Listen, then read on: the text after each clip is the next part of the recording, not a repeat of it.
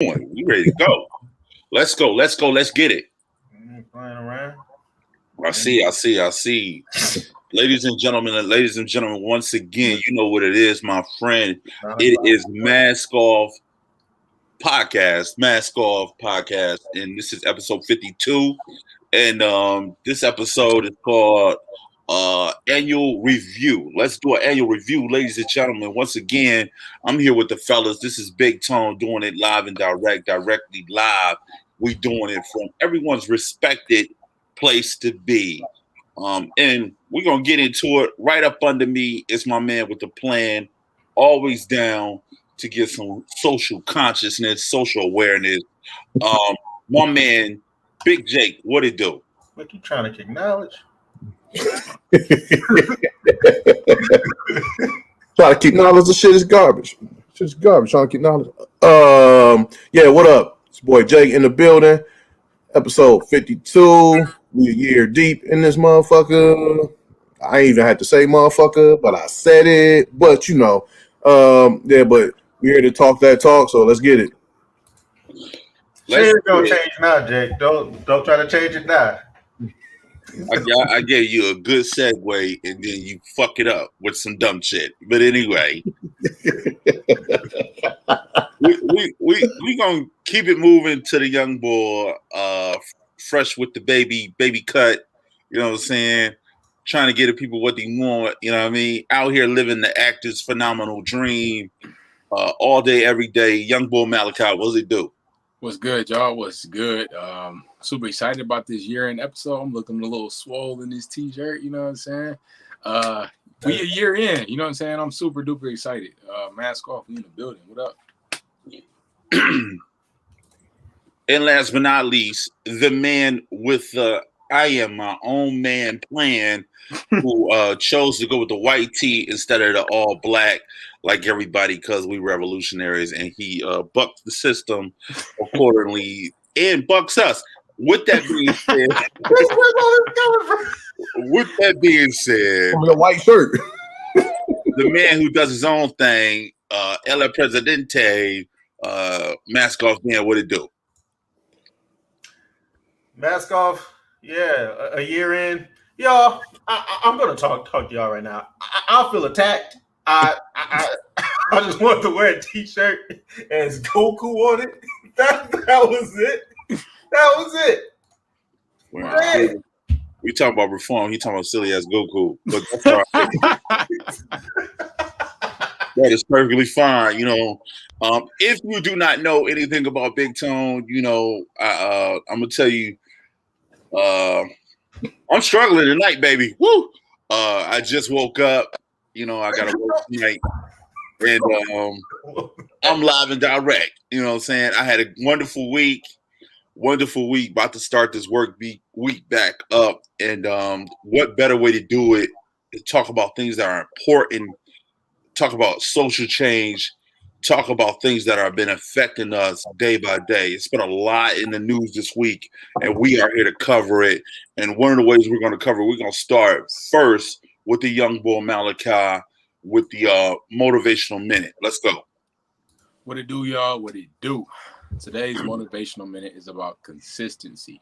As you all know, we are year in to Mask Off. One complete year because we stayed consistent.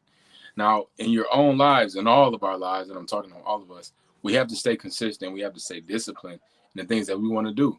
The goals that you want to accomplish will require some consistency. There's not going to just take one meal change, one workout day, one whatever. Anything you want is going to require some sacrifice, and it's going to require some consistent discipline. You do that, and you're going to get what you need. And that's your motivational minute. Boom. Wow.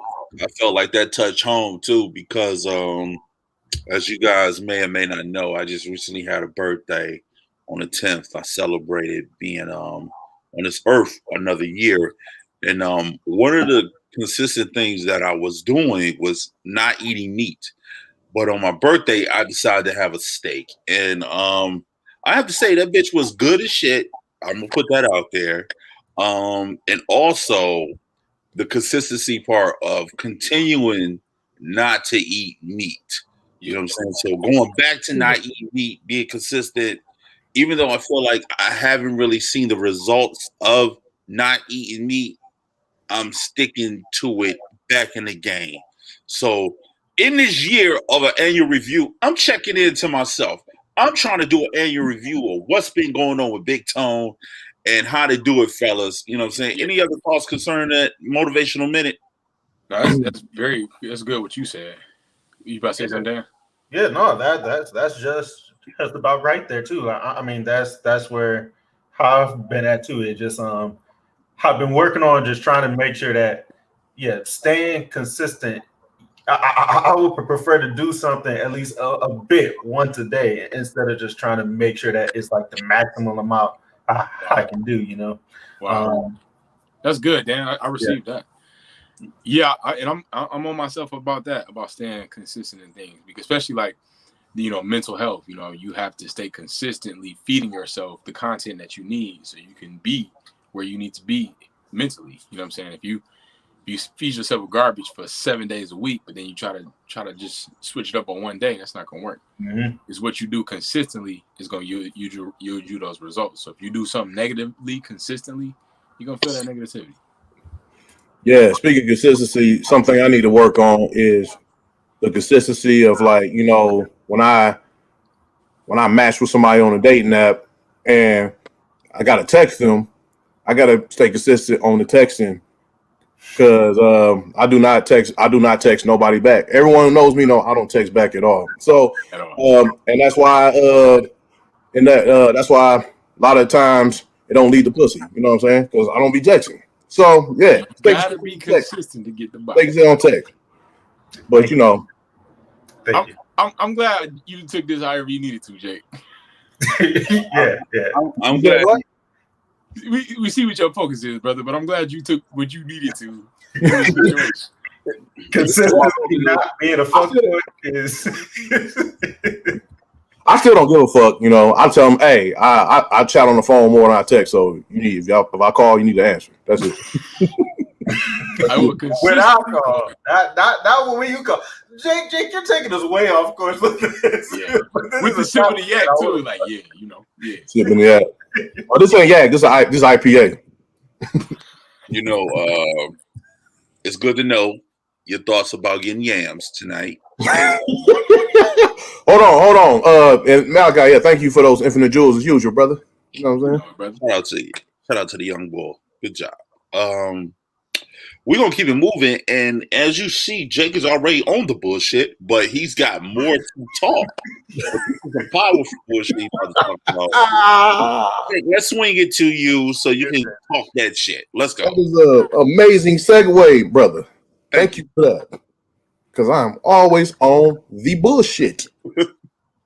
Let's talk about some bullshit. Speaking of bullshit. So I want to talk about let me refresh y'all memory about something. So 2016, you got Colin Kaepernick.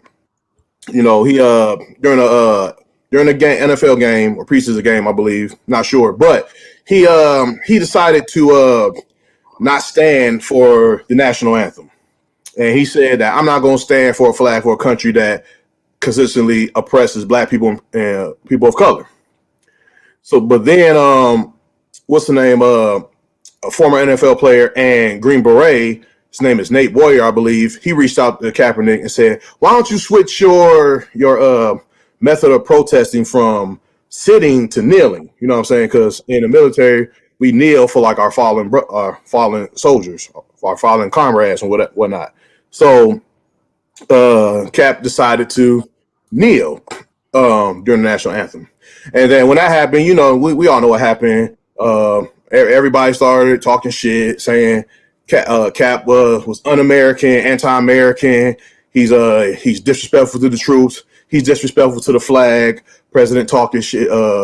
Trump at the time was talking shit about him. It was all like all these all lives matter, blue lives matter, motherfuckers, all that shit.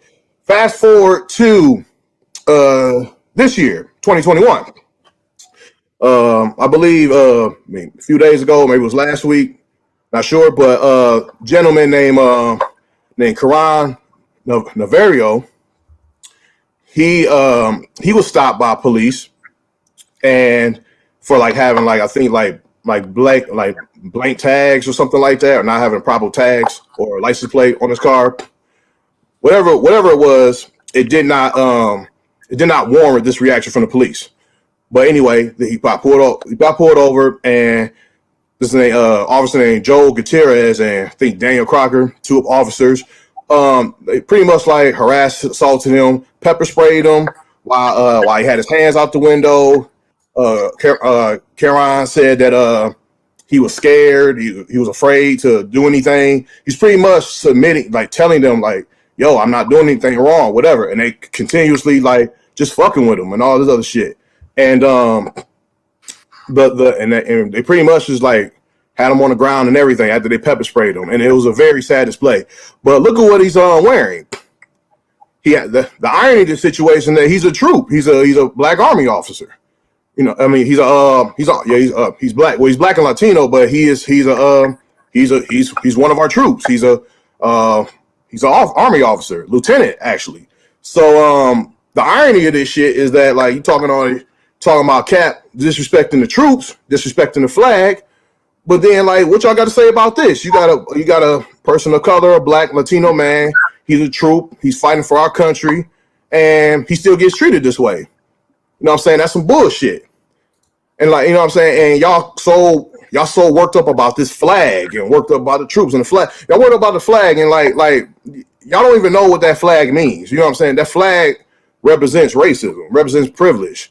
You know what I'm saying? And and that's what it means. But y'all wrapped up in the idea of this fake idea of America, the land of the free, when it's not free for everybody. You know what I'm saying? So I think y'all need to like come up, get out this idea of like what you think America is and see America for what it really is. And what America really is the shit that happened to Caron Navarro. It's some bullshit, straight up bullshit.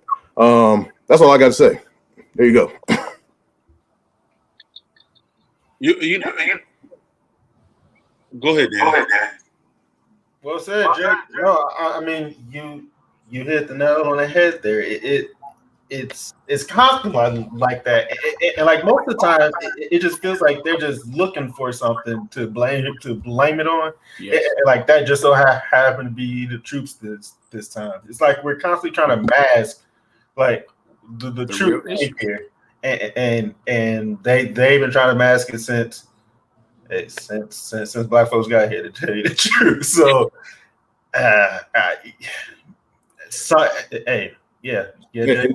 Yeah, excuse me. His name is Caron Nazario, not Navarro. Nazario. Made that mistake. My bad. But regardless of what his name is, this shit still fucked up. Go ahead, man. Yeah. Go ahead, Tom. I got a lot of issues with this. Number one, when it got spent in the media, we start talking more about this guy's Afro-Cuban, African, Latino, all this thing, right? And I keep pressing a conversation about reparations, even though they talking about they want to put it down as a discussion on the table in Congress and all that, right, in the Senate and everything. One of my big issues that they having is now they having situations that occur with people outside of Africans to tie in together the fight for reparations. You know what I'm saying? And how this is significant to that, because the labeling in the branding of what's taking place. It's not just African Americans that are being oppressed. It's African Latinos being oppressed. It's Asian Americans being oppressed. It's all these demographics of minorities that is being oppressed. And it's funny how this starts taking place once we start talking about reparations. You know what I'm saying? You have clearly a white Hispanic officer that identifies with the white dominant society doing this to an African Latino, so to speak. So one of the big issues too I have is him talking about you're going to feel the lightning. This guy had so many different types of commands and rules that was given from two officers.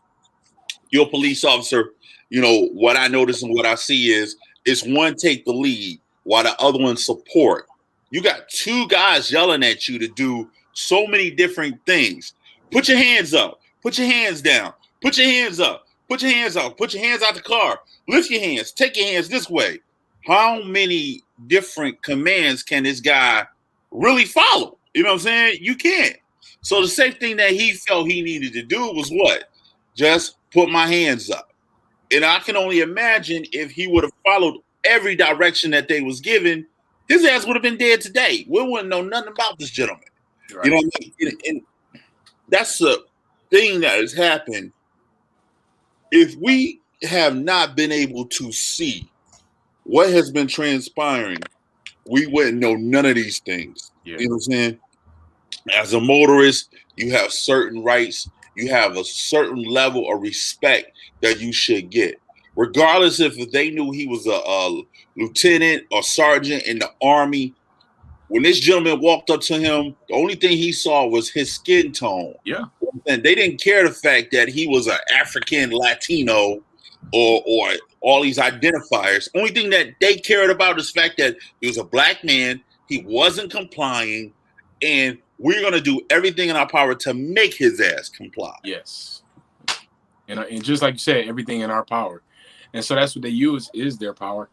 And a lot of this could have been avoided if he would have simply known what was going on. You know what I'm saying? Like, this be my thing, and we're going to get into it in a group discussion, but my thing in this be the lack of communication. You know what I'm saying? So it's just ridiculous. They just think that because they tell you to do something that you need to automatically just do it without telling you why. Like, you're not nobody's parent. These are grown adults that you can communicate with. It's not that hard. You know. Yeah. But see, I tend to also think, bro, like when it comes to this thing of authority, people throw that word around a lot when it comes to police. I'm the authority. Right. You have to do what I tell you to do. You know what I'm saying? History has shown us when you look at the racial disparities about black and whites when they get pulled over, there's a difference in the approach. The approach is if you're a white person, hey, how you doing, sir? What's going on? I see you made a illegal left turn. No, I didn't. Yes, you did. No, I didn't. Let me speak to someone in charge. Yeah. You know what I mean? It's a different approach. You know what I'm saying? Opposed to when we speak to anyone, you know what I mean? First and foremost, and I'm probably going to say this again, we get taught to do what? Not have a lot of direct contact with them. You know what I'm saying? So that's one of the big takebacks, and we're going to talk further about that in the show.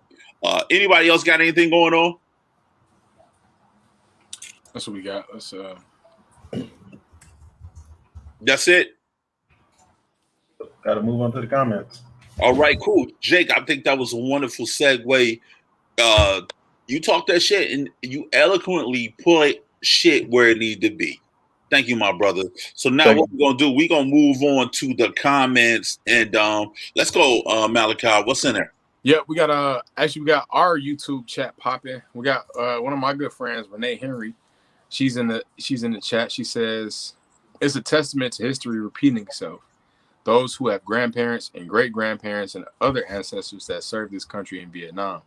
We live in a country that has a legal system created by people who the law serves. We do not have a justice system in this country. Ooh, that's fire. Therefore, the law will only serve those who wrote it and look like those who wrote it are Caucasian. Yeah, I mean we're gonna talk about it, but that's my main point too. We're constantly talking about protecting and serve, but we need to think about who is it designed to protect. Right. Protect. Yeah. Right. And who is the country built for? And built by and built for. You feel me? So yeah. Planet Ant chat. We got our homeboy Von Week going ham. What up, though? Some of these I'm gonna skip out on. He said, interesting how the motivational minute pivoted from getting what you want to getting what you need. All the same thing. That sounds like a good thing. Yeah, it does. I don't know if that's an insult, a critique, or what. I don't know how to take that. Anyways, unfortunately, the Supreme Court decided we do what the cops say, even when they're violating our rights, and seek redress in the courts afterwards. Oh, redress in the courts afterwards, assuming we're alive. Oh, ooh, that's good. Yeah, but that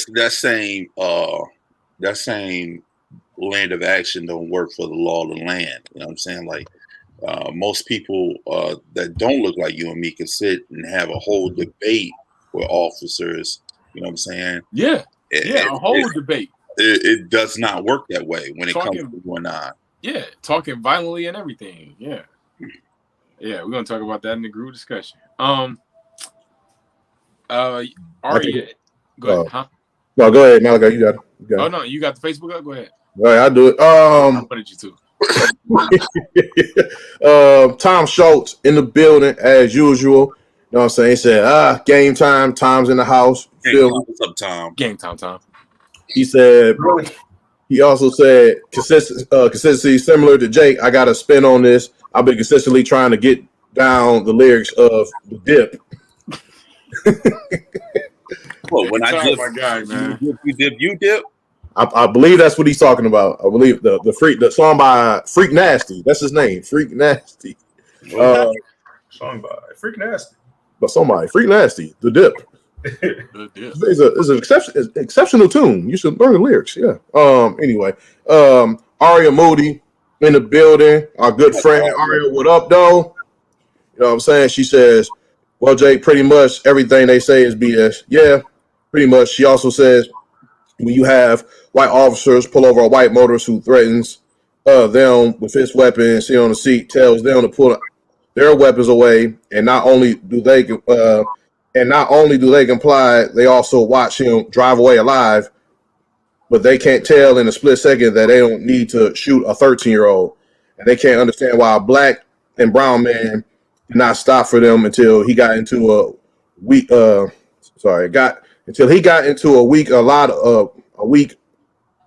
public area, so they could rough him up. And they could not tell that man was having a panic attack and not lying about not being able to breathe. And can't tell a black man was showing his paperwork to show he was law advising and not a threat. I could go on forever. Yeah, you could go on forever. Yeah. That's one of the things we're going to talk about again too. Is that they're not trained to just look at you as like a person. No. Yeah, they train to look at us at like we're low lives, that we're scum of the earth. No, like we're animals, bro. Yeah, it is. And it's a part of who they are as people, not only officers. You know what I'm saying? It's a core of them just being not liking black people, period. Then they put the badge on, and that's their validation to do what they got to do. Yeah. And also, Tom Schultz. Right. This is our whole conversation. Right. Go ahead, Jay. In the comments. No, I'm taking it to a lighter comment. Tom also says, yes, Big Tone, I've been bothering my wife with learning the lyrics to the dip. It's a very catchy hook. So, yeah. My guy Tom in the building. Game time, Tom. Yeah. I would love to read everyone's comments, but some of y'all comments and stuff we about to talk about right now. Go ahead, Tom. We about to talk about it. So let's talk about it. Ladies and gentlemen, this is a perfect opportunity to give the people what they want. Pen on me, Dan. Oh man. I'm messing Group up. discussion. Yeah, OG, give it to him. Yeah. I felt the energy on that one. You felt that energy? Thank you, Dan. Let's get it. Thank you, Dan. I don't know how that became. I'm a nut. Wait, put that back up. Yeah, let that ride a little bit. I just saw it. That's They're not related at all. It was just, yeah. I bet you it wasn't. They're not related. Hashtag super noodle. Super noodle. Okay. Ladies and gentlemen, we are here tonight, and we are talking about police in America. I want to first say that all police are not bad police. You know what I'm saying? I want to personally say that, but I do want to say that there are some situations and there are some things that kind of line up to this is America. You know what I'm saying? What I mean by that is we are still seeing the effects of slavery in America on Black people in America in the form what looks to be police, but disguised as police, but actuality is white supremacy. So with that being said, I want to jump into this discussion, man. What's some of the interactions we've been experiencing as Black police? We've seen it in the media. We've seen it, and it's been going down for a good, 10 years consistently. What they've been able to show body cams and people taking pictures off social media. What's some of these things that we've been seeing, Malachi? Yeah, I mean, we've seen a lot, particularly in this past year, starting with George Floyd. I mean, we've been seeing this all our lives, but particularly within this past year, and it is the norm, and the norm is only being more publicized, and so that's what is happening now. And with social media, with everybody going live, and then with the body cam footage being released, which we are grateful to have that body cam footage, and why it's so important to have officers wear their body cams. So we're seeing these violent acts being played out right online, right in front of our faces, and you can't escape it because the videos are right down the timeline. You know, so with social media being such a prevalent aspect, we seeing it right here in our face, and you can't hide from it, you can't deny it, and it's right here in the open. And a lot of these killings are just senseless. I can't point to one that's like, okay, I can see that was justified. You know, only time I can see it being justified is if the officer was fired at first. Okay, cool, do what you got to do. But we're seeing on these body cam footage that come on, are you really scared? What are you saying? Taser, gun, taser. You know what I'm saying? You're saying taser, but you know what you went for. You know what I'm saying? You know, that's just like we're not stupid. Like, you know, you didn't psych yourself out there. You're trying to psych us out by saying that. So it's right here in your face. You know what I'm saying? And we can't escape it. So I'm glad we're here to talk about it, because they can't hide anymore. You know what I'm saying? And like I said, the norm isn't a new norm. It's just being publicized more. So yeah, and that's crazy because police violence is the leading cause of death for young men in the United States. Over the life course, about 1 in every 1,000 Black men can expect to be killed by police.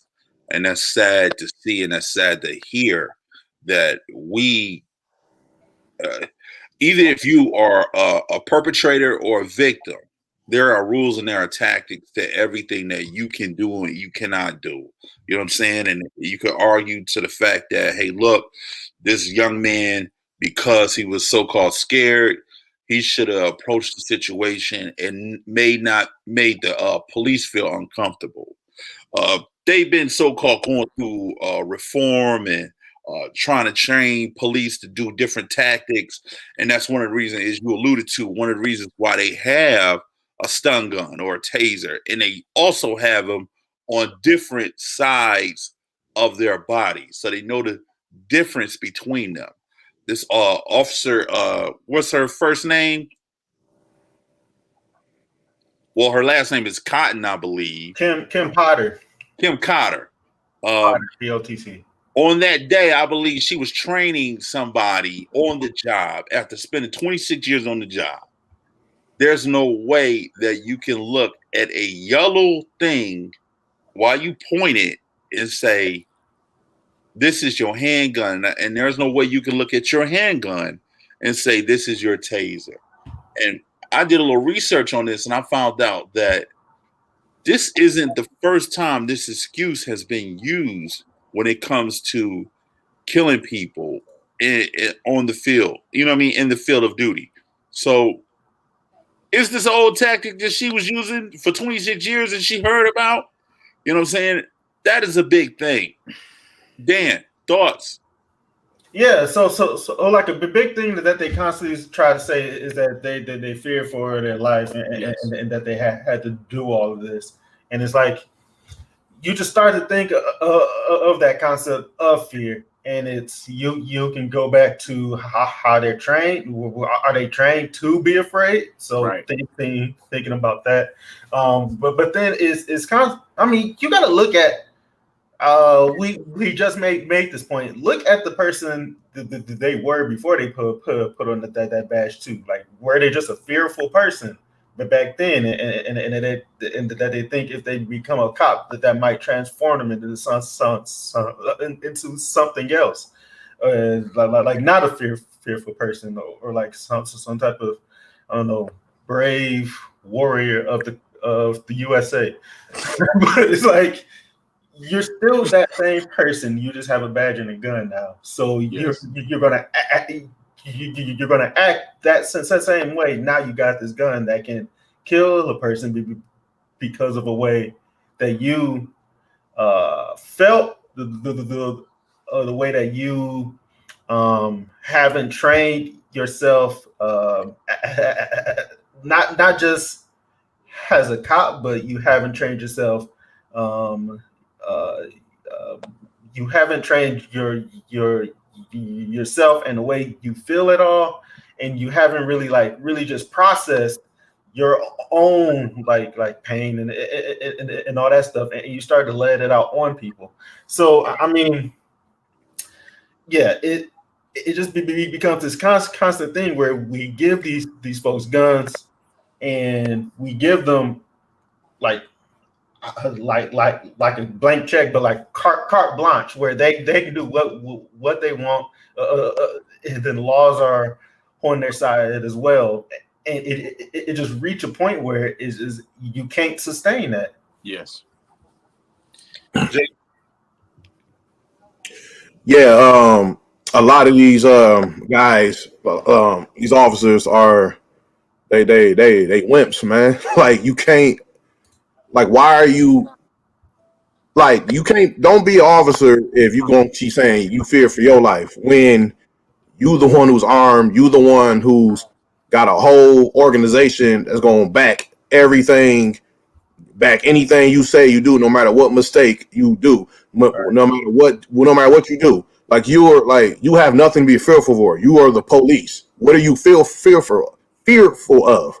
What are you scared of? Right. You pulling us over, fucking with us. Right. You know what I'm saying? So y'all, a lot of y'all police officers are some bitches, man. Like, straight up. Like, y'all can't. We all got some on that. Oh, I'll say real quick that I feel like the fear is just an excuse. Like OG said with the taser and gun. I don't really feel like you may have a strong disdain for black people, and you may be a little nervous around black people, but do you really fear your life? You know what I'm saying? Do you really feel like they're gonna take your life if you don't shoot? Do you really think that? You know what I'm saying? Is it that deep? Just jumping at that point too. We talk about fear, but like sometimes, for me, a lot of the time, they're just cruel too. Yeah, like, they don't like black. Yeah, they cruel, and they were there. There was a whole thing about like this constantly, like folks from the Klan joining police forces just across the U.S. So it's, I mean, let's just say what it is. I think that fear is very much real. You know what I'm saying? I think when you say fear, I think in the whole existence of being the way they are, I think there's a level of fear that you get trained, even if before you become a cop. There's a boogeyman aspect when it comes to people that live in the hood that are black. You know what I'm saying? There's a boogeyman aspect to dealing with people of color. You know what I'm saying? When I approach this car, I need to be ready because I'm already criminalized this individual. I've already looked at this individual as an animal. So with that being said, yeah, there's a level of fear. It's a real expectation that they have that this motherfucker is going to get the best of me. Right. They're bigger, they're stronger. You know what I'm saying? I'm just a little law enforcement guy that's really trying to make a difference. And this big, strong boogeyman, so to speak, you know what I'm saying, will get the best of me. That's why when you see these guys and they in court and they look so frail and so they it's like a tendency they have, you know, Yeah. with who they are. You know what I mean? No, be who the fuck you are. You know what I'm saying? Because when you on that street and you wearing that bulletproof vest and that badge, you the man. You know what I'm saying? Go ahead, Jake. Yeah, and they're like you, and just like you said, that they're trained. They're trained to look at us like, to your point, trained us to look at Boogeyman. From my experience, they no matter not just in the hood, no matter where you at or how you dress or whatever, like they gonna treat you like a boogeyman or like an animal, or treat you like you are the threat. Yes. You know what I'm saying? Like there's been multiple times like when I get pulled over by police, whether I'm driving or if I'm in the car with somebody or some other person driving, pull me over. They like, you know what I'm saying? You got any felonies? You got drugs or weapons in the car? You got like they ask you all type of bullshit, the unnecessary bullshit that you do not ask, like white people. You know what I'm saying? I was in the car versus the times when I was in the car with like white friends or whatever. You know what I'm saying? I remember one time I was in the car, my white friend, she got pulled over, you know what I'm saying? She did a rolling stop or whatever. And you know what I'm saying, they questioned her and they asking her like, yeah, so like you all right? You all right? You know what I'm saying? And she's like, yeah. They keep asking her, she's all right, you know what I'm saying? And they looking at me like, is everything cool? I'm like, yes. Like, what the fuck? And then they ID me. I'm like, why are you IDing me? I'm not fucking driving. Like, what the fuck? So they doing all this. They just doing all extra bullshit when it comes to us, and it's like they fucking trained to fucking do that. It's just shit. Like I don't know, man. I'm speechless about it. Like shit's sad. I don't know. Go ahead, Tom. Yes, sir. You know, I'm gonna be honest with you, man. I mean, I watch a lot of police activity on YouTube. It's a channel that follows police body cams, so you see flat out what's going on and what's not going on. And I've seen a lot of cases to where that, like I just watched one earlier today where this white lady gets pulled over, and instead of them doing a thorough search, they pull her out of the car, and she got liquor spilled everywhere. They pull her out of the car, and then they ask her, "Is anybody else in the car?" She says no. Takes her word for it. They pull her back toward the squad car, and then they find out it was a white guy in the back of the car. He gets in the front of the car, pulls off, gone. That would not happen if the car was a black man and a black woman. Everybody is a potential criminal. You know what I'm saying? So when I look at the racial differences that take place, it's not something that I see. It's what everybody sees. Yes. That's black. You know what I'm saying? Yeah. Like there are a lot of things that take place that you may or may not notice in America. Yes. You know what I mean? And I hate to say it, like everybody that, and I'm gonna say it twice, every cop isn't a bad cop. You know what I'm saying? But I look closely when it comes to a lot of inferences that take place concerning black people and white officers. Yes. It seems like this has become the general norm across the board. Yes. You know what I'm saying? What has been popping off. You know what I mean? If you are a white cop and you are dealing with a black so-called future detainee, it's either two things that's happening. Either you're going to be killed, you know what I'm saying? Or by chance, you able to see it another day. Go ahead, Malachi. Yeah, and it what we are missing is the benefit of the doubt.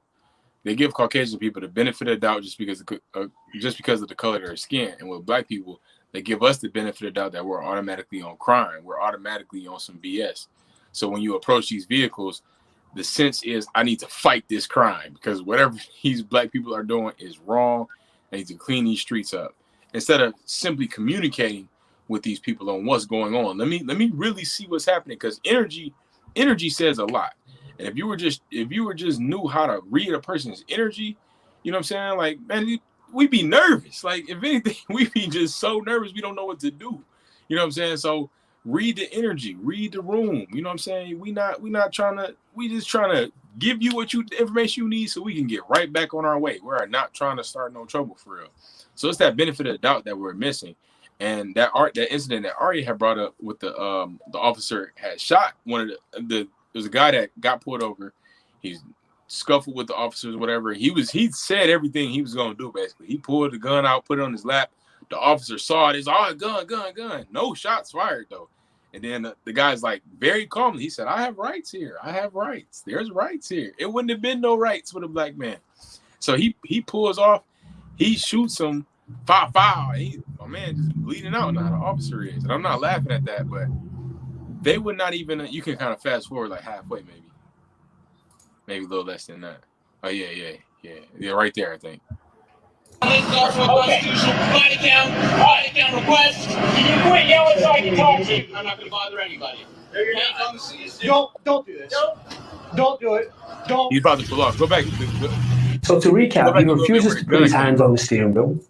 So what? Go back a little bit where the gun came out. You can hear him say, "Oh, gun." Yeah, right there. You have rights too. Hey, you have rights too. You have rights too. Don't you dare. You have rights to get Don't you dare. It's in the Constitution. You know that. You have. Hey. Yes, I do. It is my Don't. What I need to do. Hey. You guys drag me on. This is also a constitutional body count request. Can you quit yelling so I can talk to you? I'm not going to bother anybody. Yep. And then he pulls off. This really bothers me, bro. You know why this bothers me? Because they just had something, not of a traffic stop, but they just detained a guy in Columbus, Ohio at a hospital. You know what I'm saying? And he had a gun on him. And instead of properly searching this guy to take the gun off of him, they let the guy get to the hospital, right? He gets to the hospital, and then officers search him at the hospital. When they search him at the hospital, they see he got a bullet on him. They got all this and this. And then as soon as they recognize he got a gun, they instantly go on mad alert. He's got a gun. He's got a gun. When someone starts yelling like that, you instantly, what the fuck going on? You ain't asked if I had a gun or didn't have a gun. What, I'm supposed to automatically tell you I got a gun? You got a fucking gun. I'm not doing that because you got one. You know what I'm saying? It is our right to carry arms, right? That's what everybody talk about, the Second Amendment, right? So I looked at that and I saw how they scuffled the man to the floor. Then he let off a round, and then after he let off a round, they telling him to they unload on his ass. And I've been seeing many videos where it's no conversation, really. Gun, boom, boom, boom, boom, boom, boom, boom, boom, boom. I just watched a video today of an Arabic lady. You know what I'm saying? She had a knife. She lunged at, and I thought you're supposed to put not an extra form of force, which would be a gun. You know what I'm saying? You use the same amount of kind of force that they issuing out. Right. She lunged with a knife. They shoot her ass and kill her in the street in front of her two kids. Go ahead, Jake. Yeah, like I got another hospital example. I remember when like years ago, my dad took me to the hospital. He had to take me to emergency, and you know what I'm saying, my dad's he was retired law enforcement at the time when he took me. But he, you know, so he had this gun on him. He carried this gun on him sometimes. He took it, and he's in the hospital, and you know what I'm saying, and they and one, I guess, like one of the doctors like called the police on my dad because he had a gun. He had a gun on him, and we're in the you know what I'm saying, we're in my room in the hospital, and then all of a sudden, these two officers come in and be like, "Sir, can you stand up?" Blah blah. I'm like, and we were like, what the fuck's going on? I'm like, what the fuck is this? And my dad's like, fuck y'all want from me? And they grab his arms, like, what are you grabbing my, like, he's like, what do you grab my arm for? It's like, do you have a weapon on you? He's like, yes, I'm licensed to carry this weapon. And then my dad pulls out his badge, shows his badge, and then they're like, oh, and then they kind of like, change their tune a little bit, like, oh, like you're one of us, blah blah blah. But then it's like what the fuck? Like what? So what was you about to? Yeah. And then things going running in my head like what would have happened? Like if he didn't have that badge on him, what would have happened? Like would he got arrested? Would he got detained? Would he have got like shot there in the hospital? What would the fuck would happen? Like there's a lot of things. Like it's like even if you even the badge don't fucking save you sometimes. You know what I'm saying? Because your color, your color can trump the damn badge. You know what I'm saying? It's shit like that. Like I don't know, man. Yeah, but on that point, I mean, just them showing the badge and them changing their minds on it goes into one more point, just about cops and this whole protect the team, protect the squad, don't snitch type of thing that they got there, and they all just kind of run like they a game too, like the crib, the blood, the cops. So it's like that they got that group there. That they got the state scared. They got your local folks. They're scared too. Where like nobody wants to change the laws to make them pay for their crimes because they're all we're like they're all in fear of this gang that just kind of just roams around. You know? I kind of hit on it earlier, but it's the lack of communication and just human decency to simply have a conversation with somebody, to figure out what's going on. That's what's missing, And I got pulled over one time, and my tags were expired, but 2 weeks before that, I got pulled over for the same thing, and I was ticketed for it. So I was in the process of rectifying the issue. So when I got pulled over in Farmington, that was in Detroit when I got the ticket. So I got pulled over in Farmington, and I told the officer, I said, I don't have my information, but I was already ticketed for this exact thing, and I still have, I think it was like 10 days left or something like that. I still have 10 days to rectify the issue, and I'm working on it. And he just like staring at me with a blank face, and it's just like, so where's your insurance? Where's your tags? And I said, sir, I just was ticketed for it last week in Detroit. That's what this ticket is here in my hand. So I don't have the information that you're looking for. And he's like, so where's your license? Like just asking the same question back to back. And I'm like, and I just gave up at a point. I said, here you go, sir. I just gave him the ticket and gave him my expired registration. And then he came back to the car and told me, he's like, well, since you've been ticketed in Detroit, I'm gonna let you go. And I was like, oh wow. I wonder where did you hear that from? And it's like he pretty much didn't want to hear what I had to say. He didn't care. He only wanted me to produce the information, which I understand. But human decency says, okay, let me at least hear what he's saying, decipher it, and if I was saying some garbage, okay, then do what you got to do. But I was saying what you just told me, so it clearly was the truth. You feel me? So it just, the human decency is missing. We don't get that. We don't get the benefit of the doubt, and we don't get proper communication. Just because you are an authority figure don't mean you have to bark orders or give them without any type of communication of what's going on. We be just unaware of why are you even here? Why were you even called? Tell me that first. You know what I'm saying? Like that's what be missing.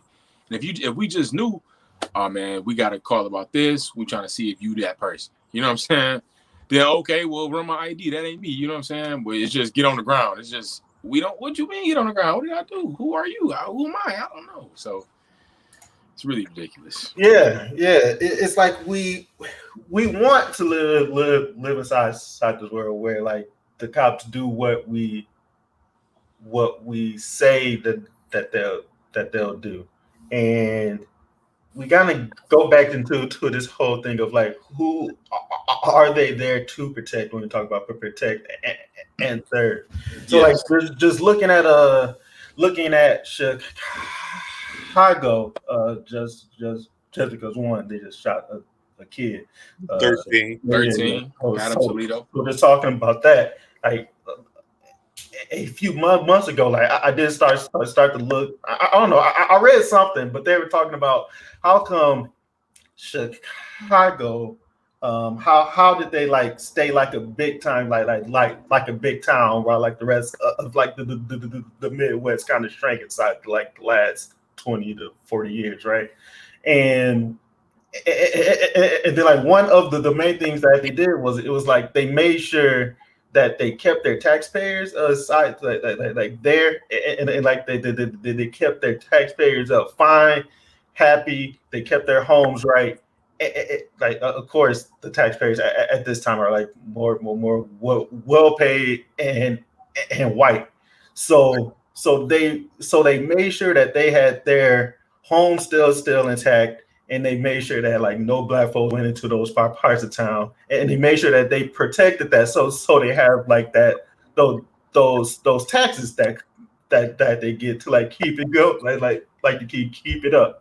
So with that in mind, it's like you start to see how that police force is ran now. So like they're there to protect those parts of town from like the south side or like the west side too.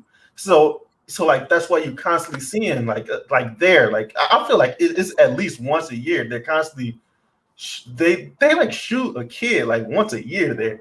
Yeah, Tom? I totally agree with you. And then they'll protect one specific area, and then everything else is pretty much it's lawless. It's lawless. So then when you have a lawless system, right, you have a lot of people that do things that go with the ideology that, well, I'm here to protect those people. You know what I'm saying?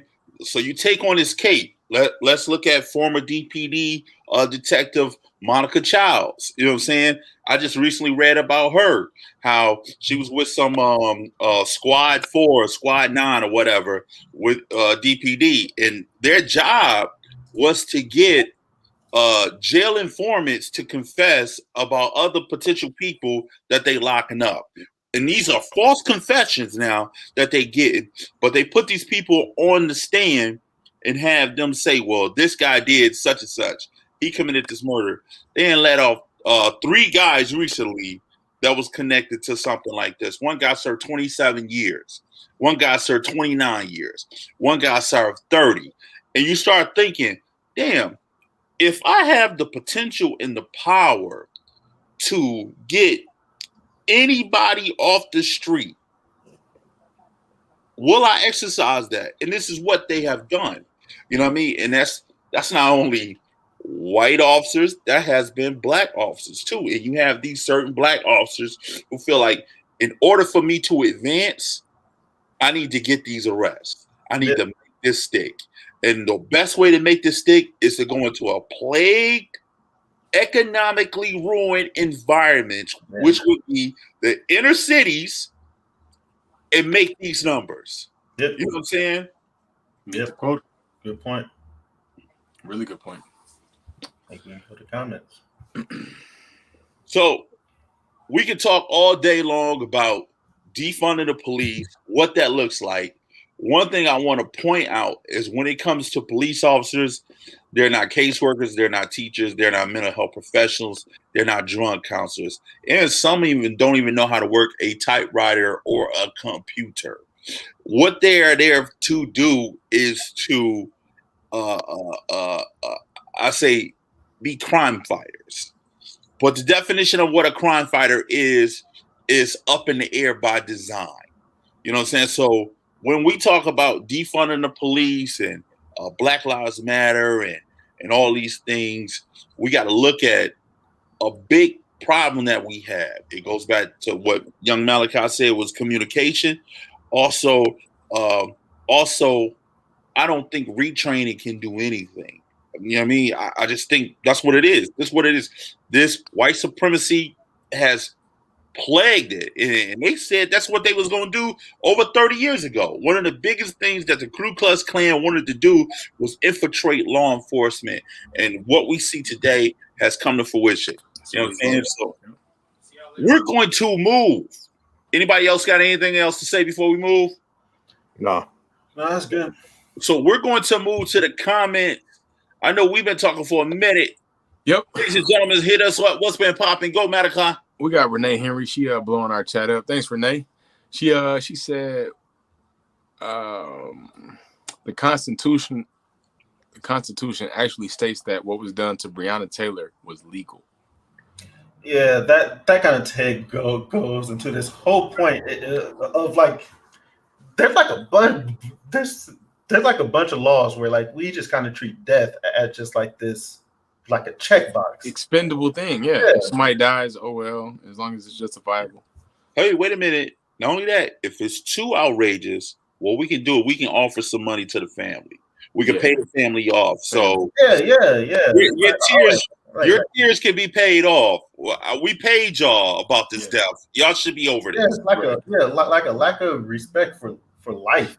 Human decency, yes. Because they don't see us as human, and that's the problem. So she also says it's not about what is just, it's about what you can prove. Ooh. So this is what we found with this George Floyd's David Sharman case. Yep, it's what the evidence is showing. The evidence, the big thing is, hey, look, did he die of carbon dioxide, or did he die from drug overdose, or what we visibly see is this man's knee to this man's neck? Yeah, it's like, would he have died driving down the street off them perks? No. So it basically goes, I'm white and I say so. You know what I'm saying? Yeah, basically. I'm telling you that he died because he was high. They really think they are our parents, that they need to discipline and murder to rid the earth of us. That's really how they feel. I don't know where you got parent from, because I don't know what parent that thinks that way.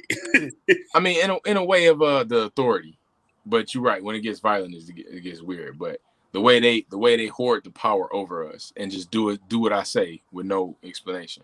But I think it goes further than being a parent. I think they believe that they are our overseer. Okay, overseer. I like that better.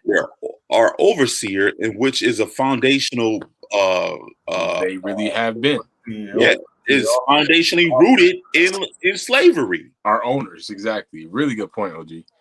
More from Renee, real quick. She said, "Remember Oscar Grant? This isn't new at all. Same excuses they gave over it's Oscar. The exact same thing as the Grant story too. Oscar Grant murdered in 2009, January 1st, 2009 in California. So it's the same thing. We got Von Wink is in the Planet Ant. He said this week's magic phrase is, you know what I'm saying? Do you know what I'm saying, Von Wink? He also said maybe these killings are just a display of power. I have the power of life and death, and there's no consequence for me killing you. Very true. I almost found the degree of credence Dan is giving these officers' excuses about being scared almost funny. I don't find that excuse credible when they're face down with an unarmed citizen. Yeah, I think I did start that saying that that's what they say, but that's not what I think. Gotcha. I don't think they're scared. I just think they want to do it. Yeah, and I think, and then he also said, why would you feel the need to bring a gun into a hospital? If you're a cop, he can. He wasn't. I don't know if he's talking about Jake Dad, but in the case that was a different story. But if he got a fucking gun on him, he got a gun on him. Whoa. I don't understand the point of. And he's licensed to carry it. That don't matter. And I've seen tons of people. I've seen white people carrying guns. They carry rifles around like rifles and shit. Just because like they toys, yeah. Like I seen it all the time. So yeah, I mean, so fuck out of here. Yeah. Then we Tom Schultz in the Facebook chat, he said, group discussion intro from Big Tone is one of my favorites. Always improvised. See, that's what I'm telling you. That's why Jake needs to start it too. It's a fan favorite.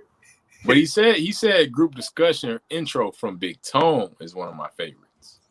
That's what I got. That's what I got from it, Dan. Don't make this to be everybody's thing. Because we can't have Jake doing it and he don't do it right. You feel me? That's why I said I don't do that.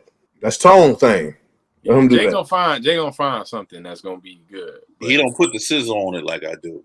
You know what I'm saying? And that's perfectly fine. Moving on. Tam White said, Happy Friday. What up, Tam? What's up, Tam? Shout out to you, Tam. And I hope I don't destroy your name. Sadie just gonna say Sadie. That's a dope last name. I just can't pronounce it. She said she 100% agree with Dan, and she's a sharer of this content. So what's up, Sadie? Yeah. You know Sadie Malachi. I do know Sadie, bro. Shout out to Hippie Detroit. Shout out to Planet Head. Look, what up, though, Sadie? I'm bad with names. I'm better with faces. I know Sadie too, but I don't know her last name. It was just last name I didn't know. Like I said. Anyways, what up, Sadie? Tom Schultz, he said you're the same person at work and the same person outside of work when the you're is the cops. Yeah, that's true. And then Jeremy Greg said sad but true. Jeremy, what up, though, bro? That last thing Tom said made me think of that one cop that went to the wrong apartment and killed that one guy there. And with that lady, yeah, the ice cream, yeah. I mean, that's just what she wanted to do. One more thing I wanted to bring up with this group discussion was that George Floyd policing act that they're working on. That's kind of to me.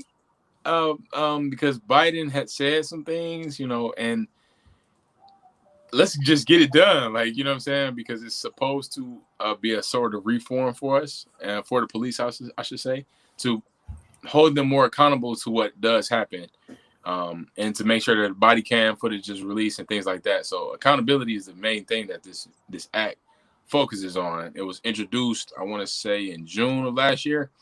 And so let's get that boy signed. What's the problem? Let's do it. They need to stop playing. Go ahead, OG. All right, you can take it, Tom. Go ahead. I know y'all both got something, but it's something. You know what? They don't need to do no more reforms. They don't need to do no more plans. What they need to do is get rid of the qualified immunity that these officers have.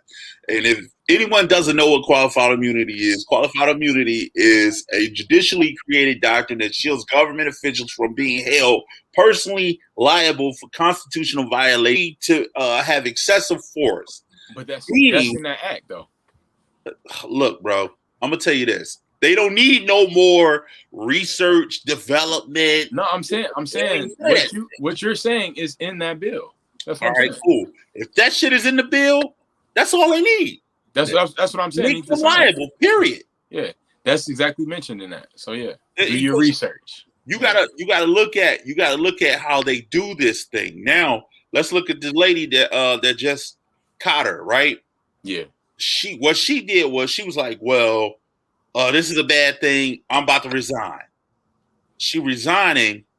With her resigning, that leaves her liable to still be able to collect her pension and still get her in front of it before the media spins it, right? Where it's not containable for her. What they are doing right in front of us, they are learning and they are adapting and they are changing how they approach death because it's not a popular thing.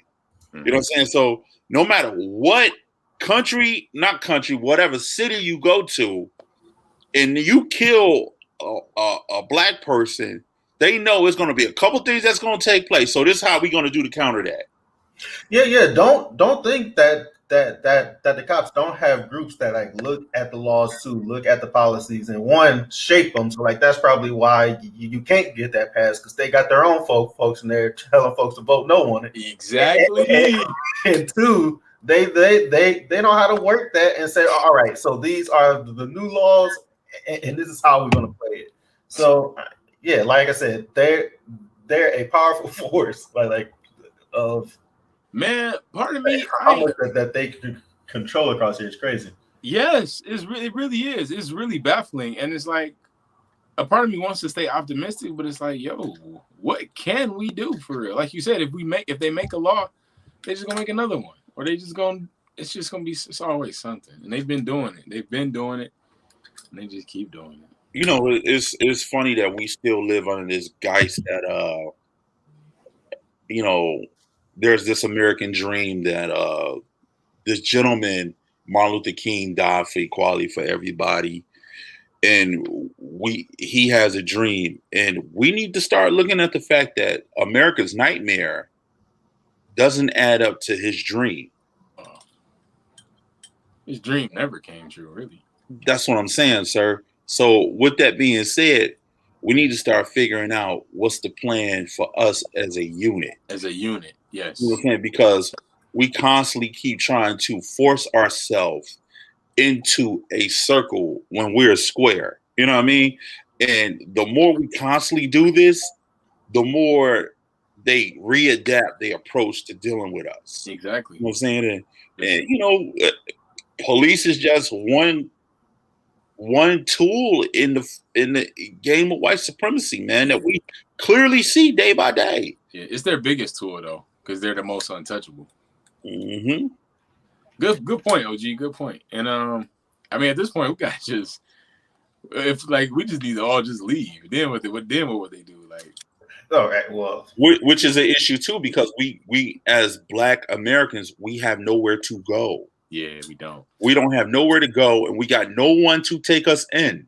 We dang near where people created. Like, you know, but then that kind of leads you to the rest of the fuck shit that the U.S. do that we don't really think about. But the U.S. bombs countries across the world all the time. We got just big bullies.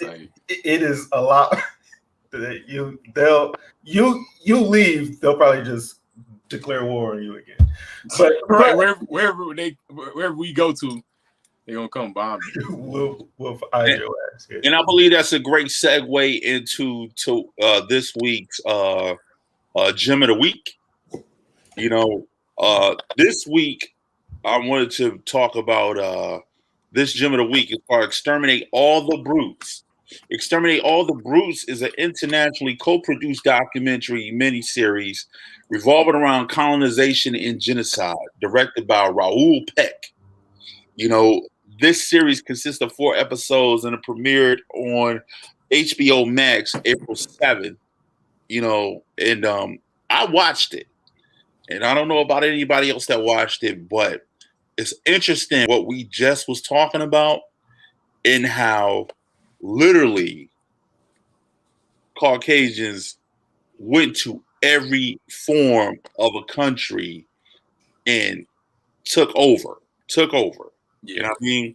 And this 4-episode miniseries talks about how they use the expansion of guns to correlate to people intelligence.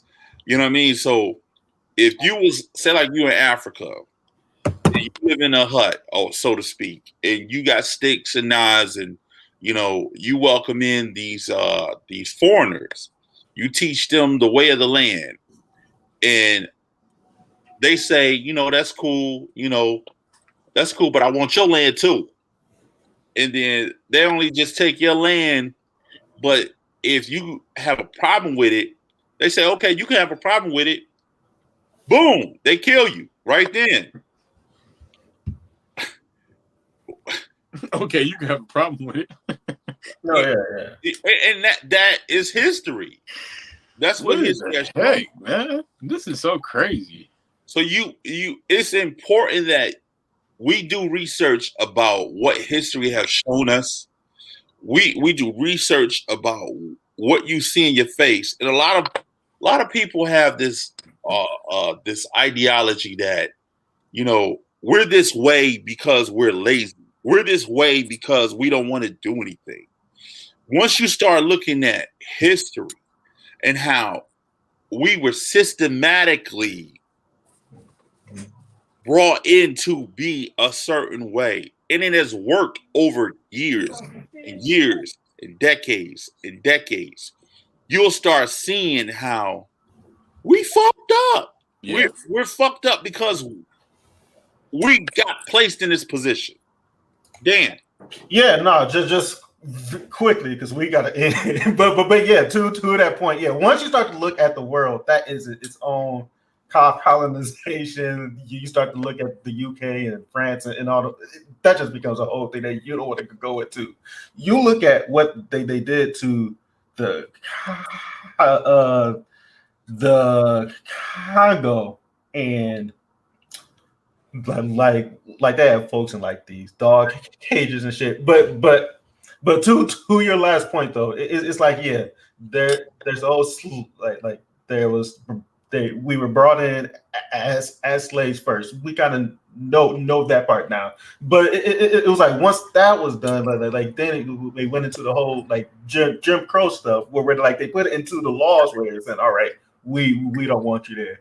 Right. And then it was like once we fought to get those laws done, then they just switched it up now to like the stuff that we're trying to break now with like I was talking about, like the red line and the red zone to make sure like you can't buy a house inside the spot, or just like the way that they remixed the police force to make it like this, to make sure that then like the whole and then like the whole housing project stuff like that was a complete disaster, which just led to the whole drug and like the whole crack.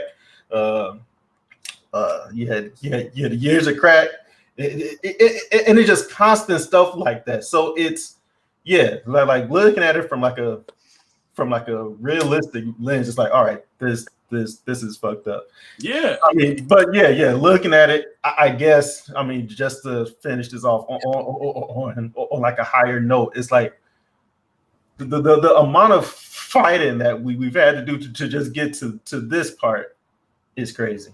Yeah, it is, and we still are nowhere near anything. Like, oh my goodness, Jake. Let's end it, bro. I don't need nothing else needs to be said. All right. On that note, ladies and gentlemen, man, we can go on and all day about what we have done. This is our year review, ladies and gentlemen, from last year to now. Ain't shit changed. You know what I'm saying? Let's just put it like that. Ain't shit changed. These people are out here still the same. They on that bullshit. You know what I'm saying? And man, good group here. We talked about it right at the top of the show, but we didn't miss a week.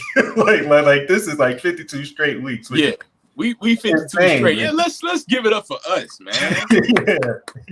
That's crazy. Like it's 52 weeks.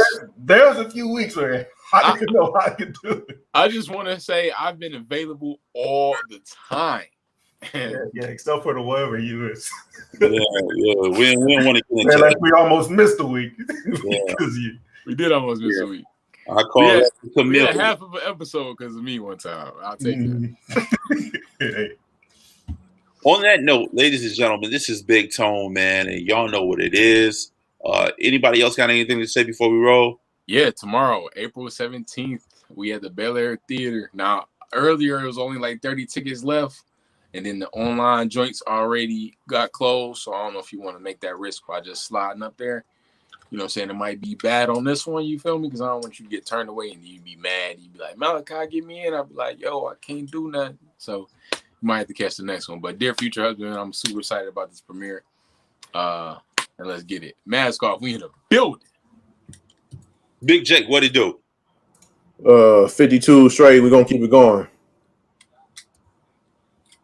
Damn, I want to be a part of that rap group. Dan, let's go. We're gonna keep it going. Yeah. I said my point already. We didn't miss a week.